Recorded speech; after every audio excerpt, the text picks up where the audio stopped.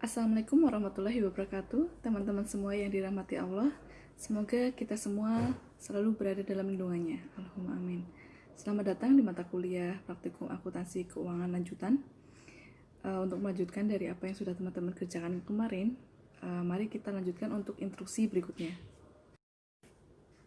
Nah, untuk pertemuan kali ini kita akan melanjutkan untuk instruksi yang berikutnya. Yang pertama untuk yang C, yang kemudian untuk yang kedua kita lanjutkan untuk instruksi yang D. Nah, untuk instruksinya kita diminta untuk yang C, kita diminta untuk menghitung pendapatan bunga atas transaksi dari penjualan angsuran tahun 2012. Untuk instruksi D, kita diminta untuk menghitung laba kotor atas penjualan angsuran 2012 yang direalisasi. Untuk instruksi C, seperti yang teman-teman ketahui bahwa di tahun 2011 di sini juga memperoleh kas dari piutang penjualan angsuran itu sebesar 25 juta ditambah dengan bunga. Artinya di situ PT Matahari memperoleh pendapatan bunga sebesar 250.000. Oke, untuk pendapatan bunga di tahun 2012, nah di sini kan terjadi memperoleh pendapatan bunga sebanyak 2 kali. Yang pertama seperti yang di transaksi nomor 5 dan transaksi nomor 7. Seperti itu. Nah, bagaimana untuk menghitung dari pendapatan bunga? Nah, karena di sini untuk angsurannya selama 3 kali, jadi 3 kali dikali dengan pendapatan bunga yang ada di transaksi nomor 5. Dan untuk yang kedua, 3 kali dikali dengan pendapatan bunga yang ada di transaksi nomor 7, seperti itu.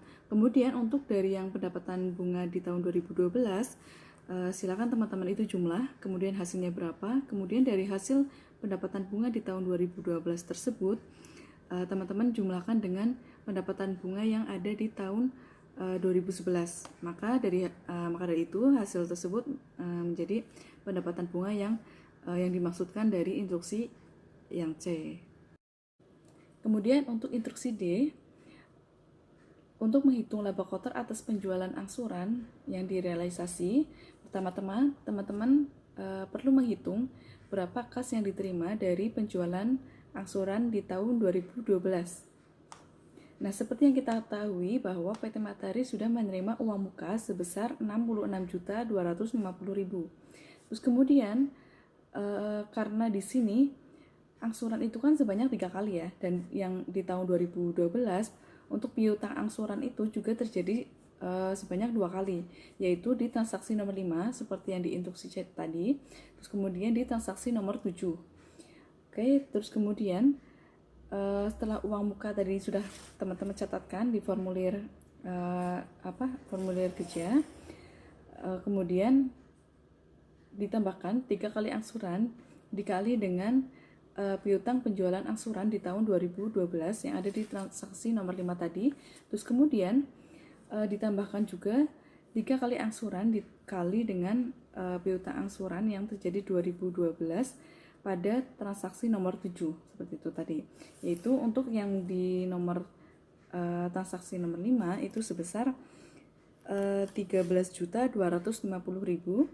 Kemudian untuk di transaksi yang nomor 7 itu sebesar 13.197.000.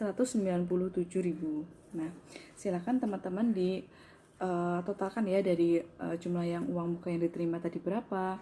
Terus kemudian angsuran yang pertama, 3 kali angsuran yang pertama itu yang di nomor transaksi nomor 5 dan nomor transaksi nomor 7 ya. Tapi jangan lupa dikali 3 kali angsurannya tadi.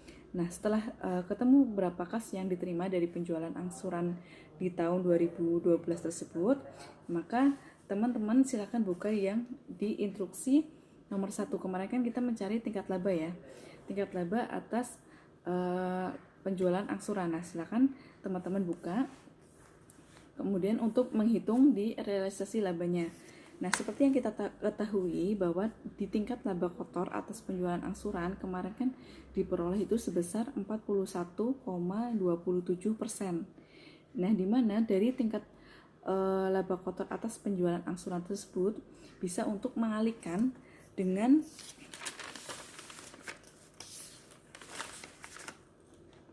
hasil dari kas yang diterima.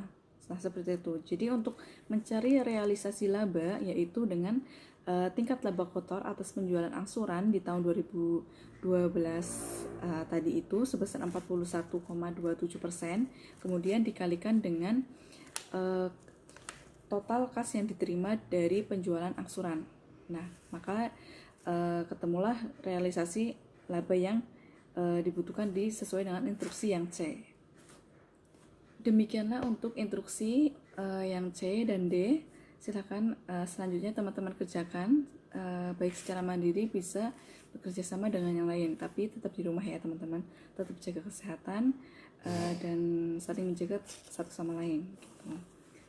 Oke, sekian dari saya. Wassalamualaikum warahmatullahi wabarakatuh.